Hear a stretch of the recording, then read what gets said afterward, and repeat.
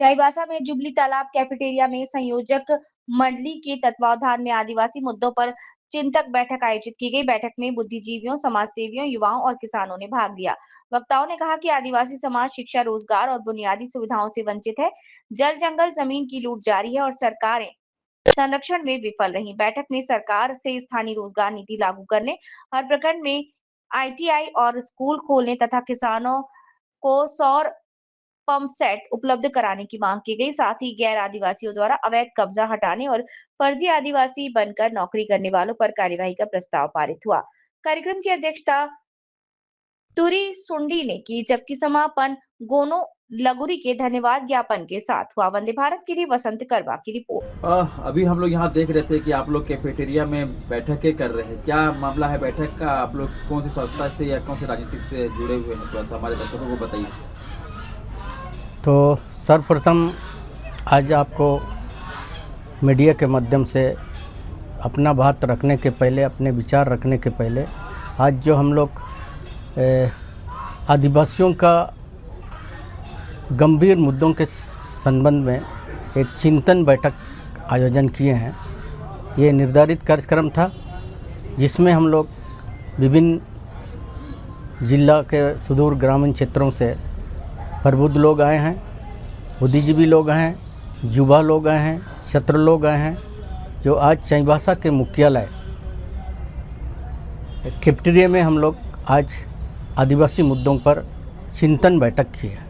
जिसमें से अभी बैठक के सिलसिले में ही हमारा आदिवासी समाज का पिछड़ेपन पर जब चर्चा कर रहे हैं, चिंतन कर रहे हैं, उसमें मुख्यतः विश्लेषण में ये मुद्दा आई है कि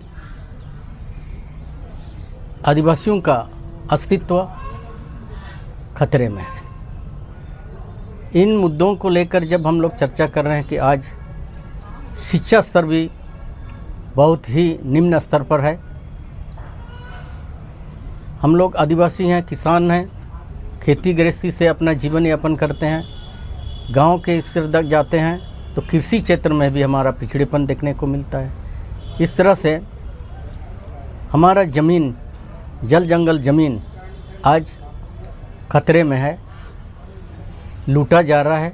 हमारा जल जंगल ज़मीन पर हमारी संस्कृति आत्मा है, निवास करती है। इसके बावजूद हमारा डर ये अब पैदा हो गया कि हमारा जंगल भी विनाश होने जा रहा है, जल भी हमारा ख़त्म किया जा रहा है, ज़मीन भी हमारा लूटा जा रहा है। इसी तरह से आज ऐसा परिस्थिति आया है। सबसे मूल समस्या आज हमारा शिक्षा स्तर को जो है सबसे निम्न स्तर पर लाया गया। स्कूल को ख़त्म कर दिया जा रहा है। स्कूल में शिक्षा स्तर माने शिक्षक है ही नहीं है, इस तरह का स्थिति बना हुआ है।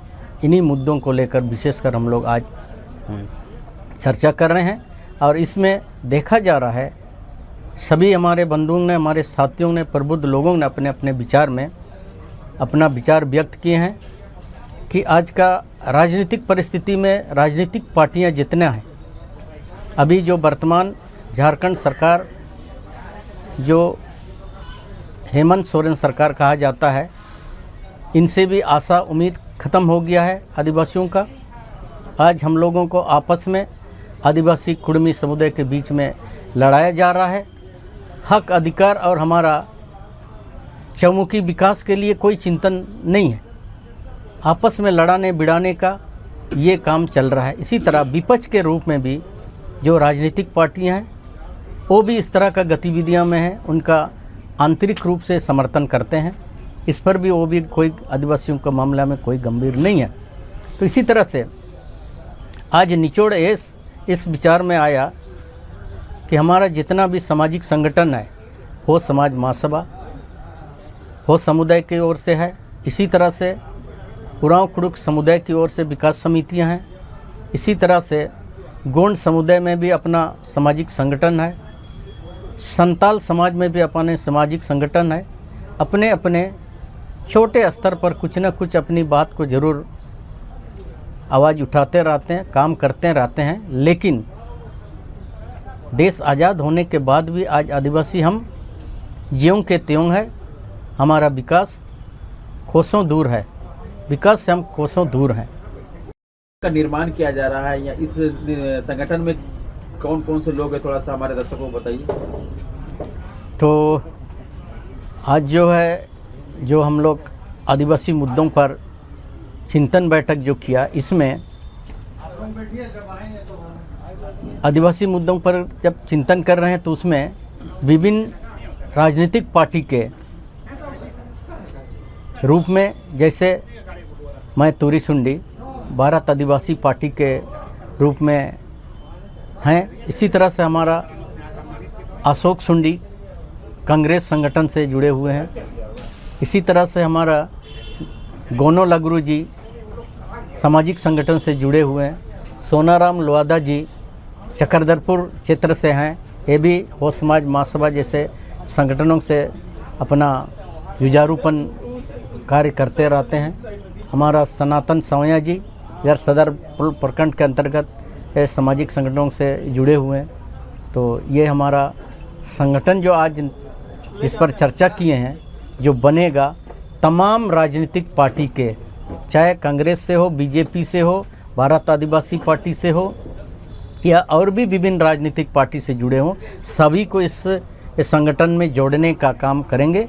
क्योंकि जो पार्टियां होगा, राजनीतिक पार्टियां, उनके तरफ से ये आवाज़ नहीं आता है। इसीलिए मजबूरन जो हम लोग विभिन्न राजनीतिक पार्टियां में होते हुए भी एक गैर राजनीतिक संगठन के रूप में अपनी आदिवासी मुद्दों को लेकर के आवाज़ बनेंगे। धन्यवाद। धन्यवाद।